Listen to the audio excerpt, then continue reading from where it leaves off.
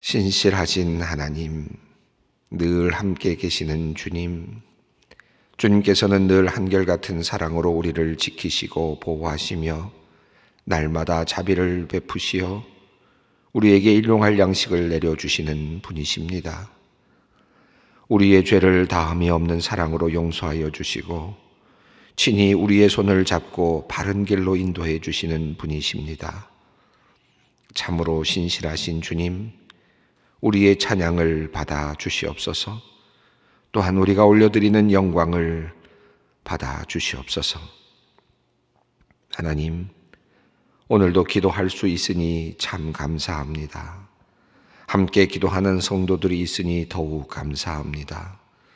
또한 서로를 위해 기도하게 하시니 감사합니다. 각자의 가정에서, 일터에서 함께 기도하는 성도님들도 기억하여 주시옵소서.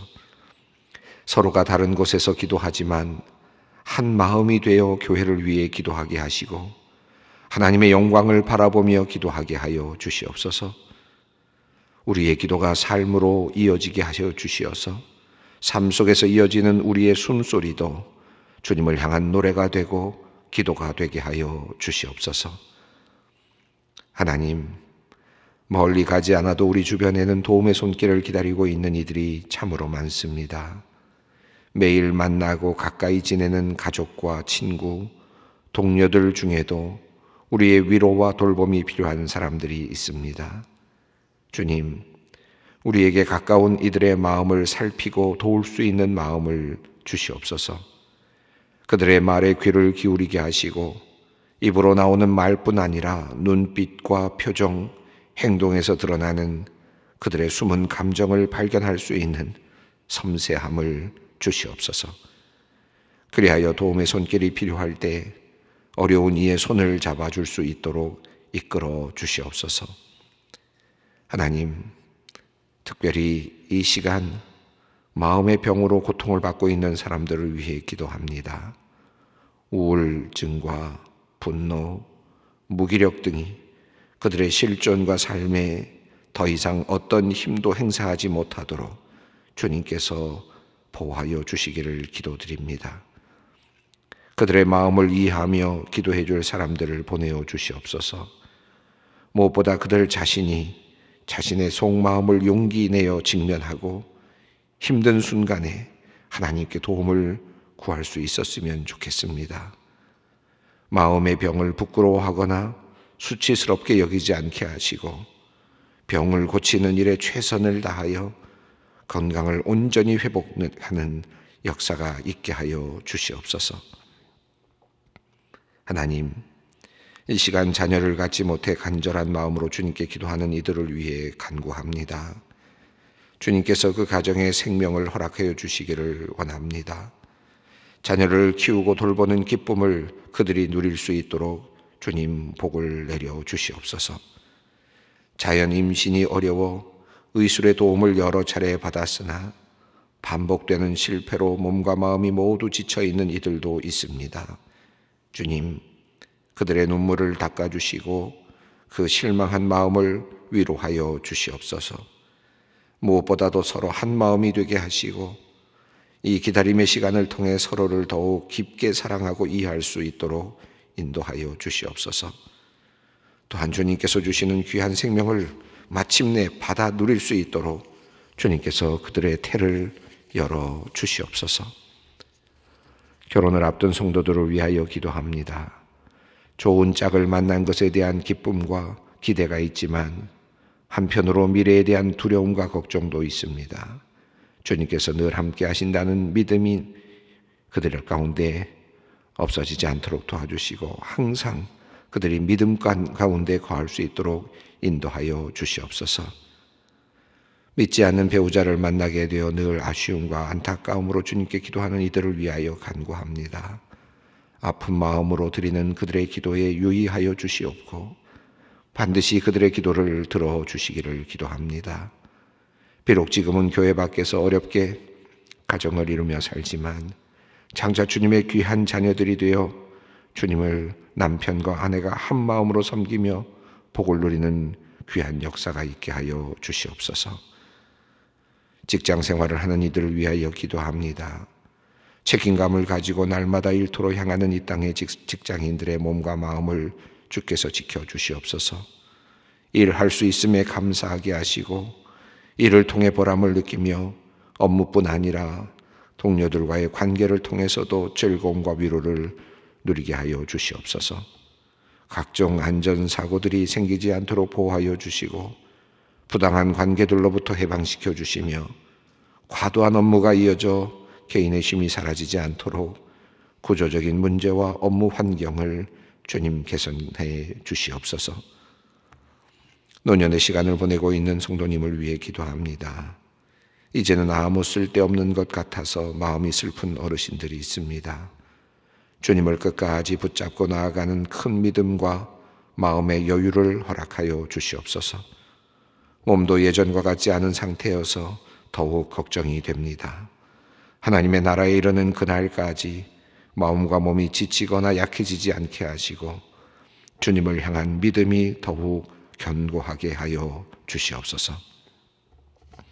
오늘 저녁부터 1박 2일로 신혼부부를 위한 허니브릿지 6기 모임이 나인블럭에서 있습니다.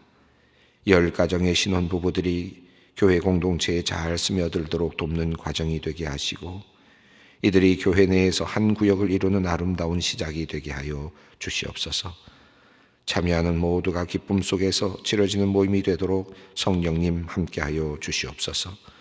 모임을 돕는 분들에게 축복하여 주시며 하나님의 미랄이 되는 섬김을 통해 기쁨의 결실들을 보게 하여 주시옵소서. 이제 하나님의 말씀 앞으로 나아갑니다. 주님 말씀의 능력을 경험하는 시간 되기 원합니다. 세상 염려나 내 안의 어두움에 집중하지 아니하고 오직 하나님의 선하심과 인도하심에 우리의 마음을 고정케 하여 주시옵소서. 모든 것 주님께 맡깁니다. 우리 주 예수 그리스도의 이름으로 기도드리옵나이다. 아멘. 오늘 본문 말씀은 사무엘상 23장 15절로 29절 말씀입니다. 사무엘상 23장 15절로 29절 말씀 함께 봉독하겠습니다. 다윗이 사울이 자기의 생명을 빼앗으려고 나온 것을 보았으므로 그가 십광야 수풀에 있었더니 사울의 아들 요나단이 일어나 수풀에 들어가서 다윗에게 이르러 그에게 하나님을 힘있게 의지하게 하였는데 곧 요나단이 그에게 이르기를 두려워하지 말라. 내 아버지 사울의 손이 네게 미치지 못할 것이요 너는 이스라엘의 왕이 되고 나는 내 다음이 될 것을 내 아버지 사울도 안다 하니라. 두 사람이 여호와 앞에서 언약하고 다윗은 수풀에 머물고 요나단은 자기 집으로 돌아가니라. 그때에 10사람들이 기브아에 이르러 사울에게 나와 이르되 다윗이 우리와 함께 광야 남쪽 하길라산 수풀 요새에 숨지 아니하였나이까. 그러한즉 왕은 내려오시기를 원하시는 대로 내려오소서. 그를 왕의 손에 넘길 것이 우리의 의문이이다 하니 사울이 이르되 너희가 나를 긍휼히 여겼으니 여호와께 복받기를 원하노라. 어떤 사람이 내게 말하기를 그는 심히 지혜롭게 행동한다 하니 너희는 가서 더 자세히 살펴서 그가 어디에 숨었으며 누가 거기서 그를 보았는지 알아보고 그가 숨어있는 모든 것을 정탐하고 실상을 내게 보고하라. 내가 너희와 함께 가리니 그가 이 땅에 있으면 유다 몇천 명 중에서라도 그를 찾아내리라 하더라. 그들이 일어나 사울보다 먼저 시브로 가니라.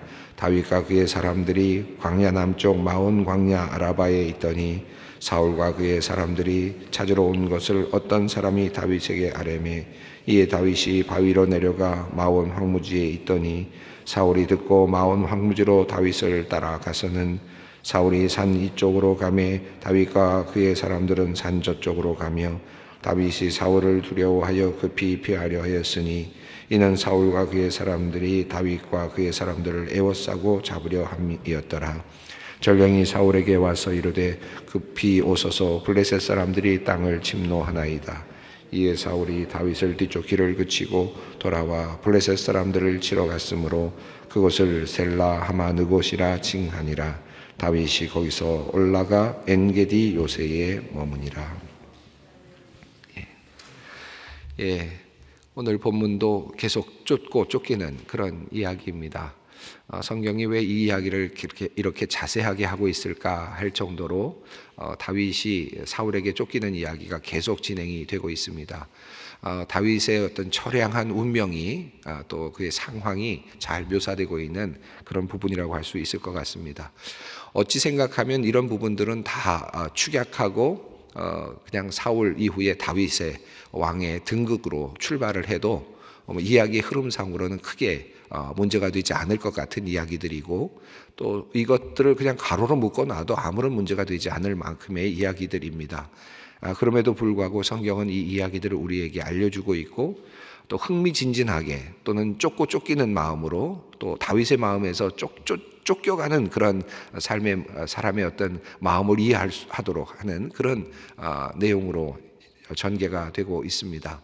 자, 이제 다윗을 계속해서 쫓아다니고 있는 사울 왕의 모습이 이제 나타나는데, 이제는 점점 뭔가 가까워지고 있는 그와 다윗과 사울의 간격이 점점 가까워지고 있는, 처음에는 계속 빗나가고 있지만 점점 더 가까워지고 있고 다윗의 운명은 점점 위기 속으로 들어가는 그런 내용들이 오늘 본문 속에 소개되고 있습니다.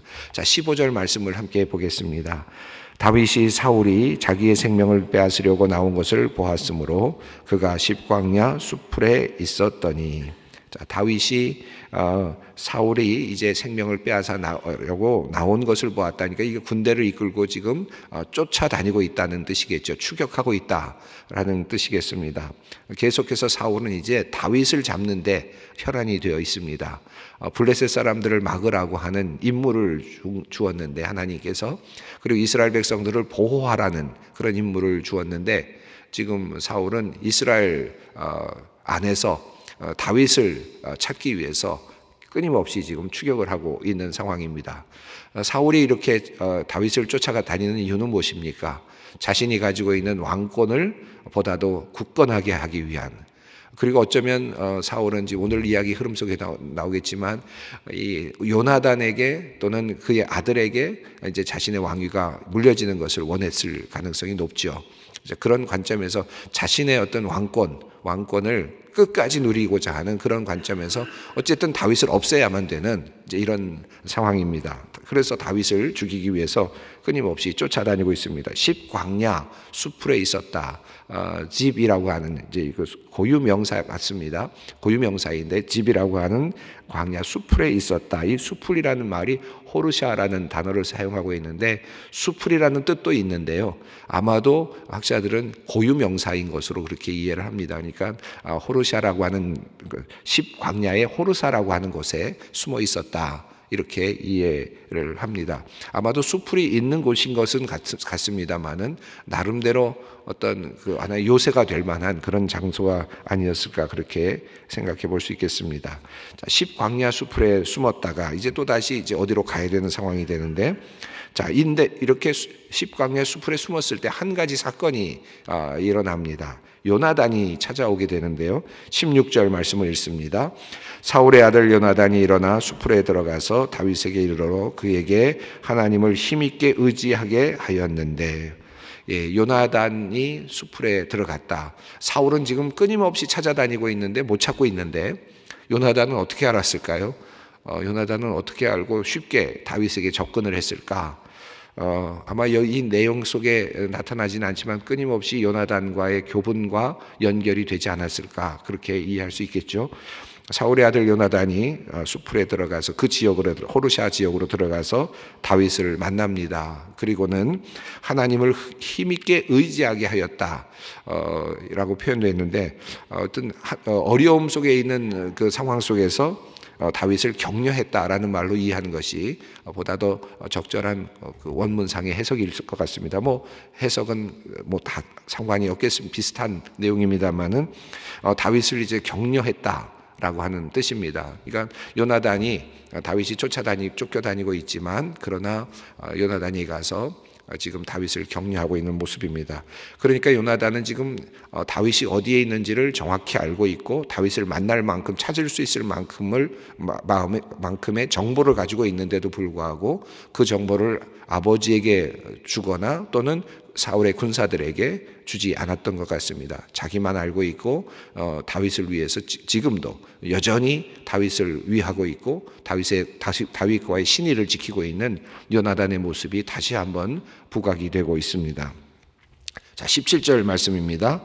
곧 요나단이 그에게 이르기를 두려워하지 말라. 내 아버지 사울의 손이 내게 미치지 못할 것이요 너는 이스라엘의 왕이 되고 나는 내 다음이 될 것을 내 아버지 사울도 안다 하니라.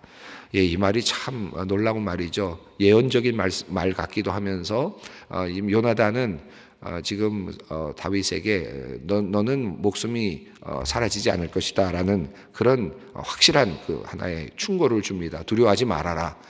그리고 사울의 손이 너에게 미치지 못할 것이다. 너는 결국은 이스라엘의 왕이 될 것이고, 그리고 그가 이야기합니다. 나는 내 다음이 될 것이다.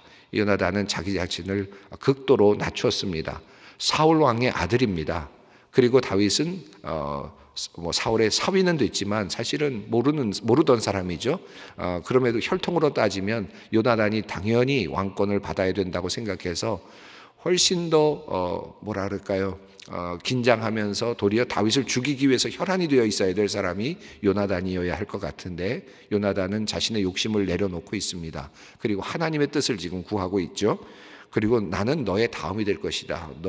네가 왕이 될 것이고 나는 너의 밑에서 너와 함께 할 것이다. 이것을 나의 아버지 사울도 한다. 그러니까 이 사울도 지금 운명적으로 이렇게 될 것이고 이것이 하나님의 뜻이라는 사실도 알고 있다라고 그렇게 요나단은 고백적으로 그는 이렇게 이야기를 하고 있습니다. 참 놀라운 모습이라고 생각이 드는데요. 저는 이 요나단이 너무 아깝습니다.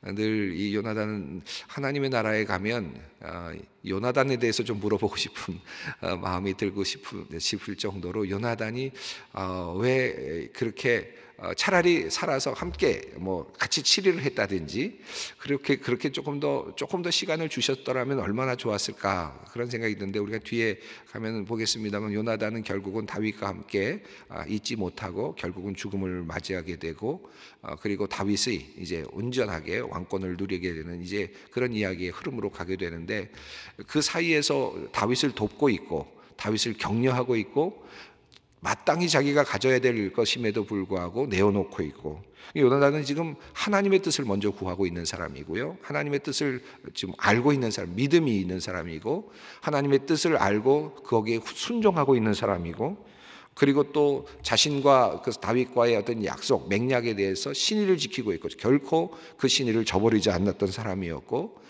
자기 자신이 충분히 왕자로서 왕권에 도전할 수 있다는 것을 알면서도 자기를 낮추어서 겸손하게 그렇게 생각하고 있는 정말 멋진 사람이고, 겸손하고 정말 신의가 있고 멋진, 아름답고 이런 모든 것을 다 갖고 있는 멋진 한 인간이라고 저는 보여지는데, 자기의 어떤 한계도 알고 있고 그러면서도 신의를 가지고 하나님의 뜻을 이루어 가려고 하는 것에 동참하는 멋진 사람인데, 그는 지금 작은 소망을 말하고 있습니다. 나는 내 다음이 될 거야. 나는 내 다음이 돼도 괜찮아. 이런 마음. 그런데 하나님께서는 그것조차도 들어주시지 않았다는 거죠. 나중에 보면 참 안타깝습니다. 하나님은 왜 이렇게 하셨을까? 저도 답은 못 찾겠습니다, 아직. 그런데 하나님께 가서 물어봐야 될 그런 내용인 것 같아요. 그런데 이렇게 좀 억울하고 안타까운 인생들이 성경에 꽤 나오죠. 그런데 이 요나단의 이야기 속에서도 우리는 참 안타까운 한 인생을 보게 되는데, 아마 이렇게 하나님께서 이런 인생의 모습을 보게 하시면서 마지막에 이렇게 끝을 안타깝게 끝나게 하는 한 인생을 보게 하시면서 우리에게 주시는 말씀은 뭘까? 이런 사람도 있다. 이런 사람도 있다라고 하는 것을 우리에게 알려주시는 것 같아요. 그리고 이 비밀은 하나님의 나라에서 풀릴 것이다 라고 말씀을 하시는 것 같아요. 그래서 혹시라도 우리가 또 이런 인생의 삶에서, 사실은 이런 인생은 사실 귀한 인생이죠. 그런데 이렇게 살다가 정말 안타깝게 가는 사람들이 이 세상에도 참 많습니다. 하나님의 말씀을 지키기 위해서, 또 믿음을 지키기 위해서 순종하며 살다가 정말 하나님께서 복을 주셔야 될 것 같은데, 그런데 그만 하나님께서 불러가시는 안타까운 인생이 있는데, 이 요나단도 그런 모습인 것 같아요. 이 비밀은 하나님의 나라에서 풀리겠죠. 이 요나단을 보면서 안타까운 마음을 여전히 갖게 됩니다. 나는 내 다음이 될 거야. 네가 왕이 될 거야. 나는 그것을 알고 있다. 하나님께서 그렇게 계획하고 계시고 나는 거기에 순종할 것이고 나는 그것을 받아들인다. 나는 너를 끝까지 지킬 거다 라고 하는 이러한 멋진 한 인간 요나단의 모습을 봅니다. 한 가지 우리가 생각할 것은 하나님께서 사울을 통해서 그 다음에 왕권이 내려가는, 아들을 통해서 내려가는 그런 역사를 처음에 시작했지만 사울 왕의 실정 그리고 하나님 앞에서의 그 잘못, 이것에 대한 결과를 실질적으로는 아들까지도 짊어지게 된 것이 아닌가 하는 그런 하나의 단서를 보기는 합니다. 자, 안타까운 인생이 나타나는데 이제 그럼에도 불구하고 둘은 신의를 가지고 서로 언약을 맺습니다. 18절입니다. 두 사람이 여호와 앞에서 언약하고 다윗은 수풀에 머물고 요나단은 자기 집으로 돌아가니라. 둘이 같이 이제 언약을 다시 맺었습니다. 자, 여기 보면 사울도 알고 있다라고 되어 있는데 요나단이 이렇게 하나님의 뜻을 알고 있고 이미 파악을 했습니다. 대세가 이렇게 흘러가고 있고 하나님의 손이 그렇게 움직여가고 계신다는 사실을 깨닫고 요나단은 거기에 항복을 했습니다. 하나님 앞에 모든 걸 내려놓았습니다. 그러나 사울은 알고 있다라고, 아버지도 알고 있다라는 요나단의 모습 속에서 사울은 알고 있음에도 불구하고 하나님의 손이 지금 이렇게 움직이고 있다는 것을 알고 있음에도 불구하고 그럼에도 불구하고 다윗을 처단하려고 하죠. 다윗을 죽이려고 하죠. 하나님께 대항하는 것이죠. 어찌 보면 왜 이런 일이 일어납니까? 사울이 알매도 불구하고 하나님의 뜻이라는 건 뻔히 알아요. 그럼에도 불구하고 왜 다윗을 죽이려고 합니까? 자기 자신 안에 있는 욕심을 버리지 못하는 것이죠. 내 욕심 때문에 하나님의 뜻이 아니라는 것을 뻔히 알면서도 그 욕심에 이끌려서 다윗을 죽이려고 하는 그런 인간의 어찌 보면 안타까운 그 욕망 속에 갇혀 있는 인간의 모습이죠. 하나님을 알면서도 인간의 욕망 때문에 하나님을 거스리는, 하나님의 뜻을 거스려가는 인간의 참 불쌍한 모습이 사울의 모습이다라고 할 수 있겠습니다. 우리가 신앙생활을 하면서 그런 분들을 종종 봅니다. 신앙생활하는 교회 안에서도 참 많이 보고요. 뭐 조금 안타까운 이야기지만 교회를 치리하는 교단의 정치라 그럴까요? 교회 전체를 가늠하는 총회라든지 노회라든지 이런 그래서 그런 곳에서 교회를 이끌고 가는 그런 분들 중에서 종종 저는 그런 분들을 자주 봅니다. 이게 하나님의 뜻이 아니다는 것도 알아요. 그럼에도 불구하고 자기 입지를 위해서, 자기 어떤 이득을 위해서 그걸 눈을 감아버리고 도리어 그 하나님의 뜻이 아니라는 것을 뻔히 알면서도 그것을 계속해서 추구해 나가는 그런 분들을 자주 보게 됩니다. 우리 신앙생활 안에서도 일어날 수 있는 일이라고 보여집니다. 지금 사울도 안다, 이 말이 참 알면서도 욕망 때문에 못 가는, 우리들이 혹시 그런 것이 있는지 한번 돌아보는 시간이 되었으면 좋겠습니다. 자, 이제 배반, 이제 또 10사람들이 이제 다윗을 버리려고 하는 내용이 나오는데 19절 20절을 읽습니다. 그때에 10사람들이 기브아에 이르러 사울에게 나와 이르되 다윗이 우리와 함께 광야 남쪽 하길라산 숲을 요새에 숨지 아니하였나이까? 그러한즉 왕은 내려오시기를 원하는 대로 내려오소서. 그를 왕의 손에 넘길 것이 우리의 의문이이다 하니. 자, 10사람들이 와서 지금 숨어있는 다윗을 내어주겠다라는 것입니다.